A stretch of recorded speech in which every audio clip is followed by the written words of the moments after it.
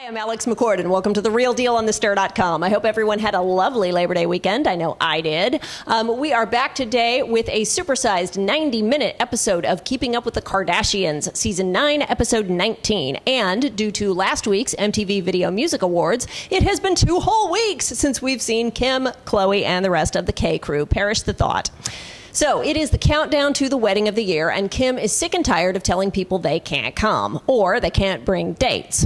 I can only imagine how difficult it must be to plan a celebrity wedding that you are also filming for a reality show and try to keep the details under wraps. Good thing she didn't put any wedding dress pics in the cloud, or the FBI would be investigating those too this week, along with Jennifer Lawrence's nudes. But I digress.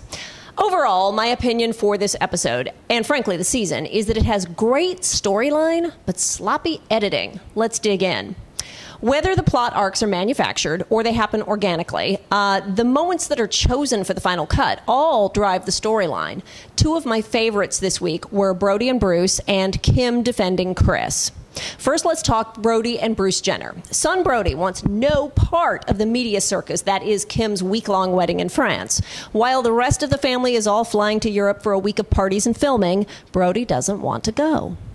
The reason viewers are given on the show is that Kris has offered to pay for his brother Brandon and wife Leah to fly over, but did not offer to pay for Brody. And adding insult to injury, Brody is told no, he cannot bring a date. Part of this will really resonate with viewers. When it comes to family weddings, wives always get invited, but girlfriends often don't if they're trying to trim the guest list down. From an editing perspective, that is why we had that sort of left turn scene about Brody DJing a club with his girlfriend Caitlyn. We had to see that she's not a phantom, she really does exist, she's a significant presence in his life, and we also got to make fun of Bruce at a nightclub. When called out for not offering to pay Brody's way to France, Kim reminds him and tells the viewers that Brody's got tons of frequent flyer points and he should use them. Well, Brody says, no, I won't go. Now, that is a hairy enough mess in real life, but let's add back in the reality TV element to it. This year, the Jenner boys took a much more active role in the Kardashians show, and they would have been being paid for that. So behind the scenes, Brody has to be saying, if you want me to participate in this, fly me out. Fair enough.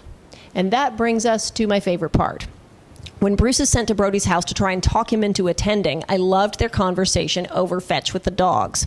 Both men are clearly uncomfortable with having this conversation on camera, and they know that they can't break the 4th wall and talk about the fact that they are on a show and that Brody would be doing a job in France and he needs to be paid to do his job. Their dancing around each other delicately was more real than most scenes we see on the show. Neither wanted to offend the other. They had to get through the scene. It felt uncomfortable, it felt real, and I loved it. The other real moment for me this week was Kim defending her mother over the same Flightgate, no hashtag.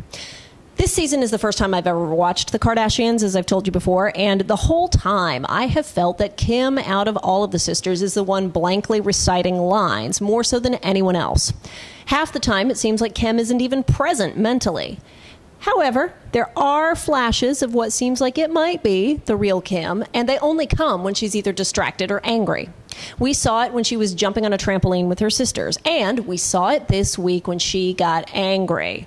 It's a remarkable difference. Her voice speeds up, her body language changes. You suddenly feel, whoa, now we're cooking with gas.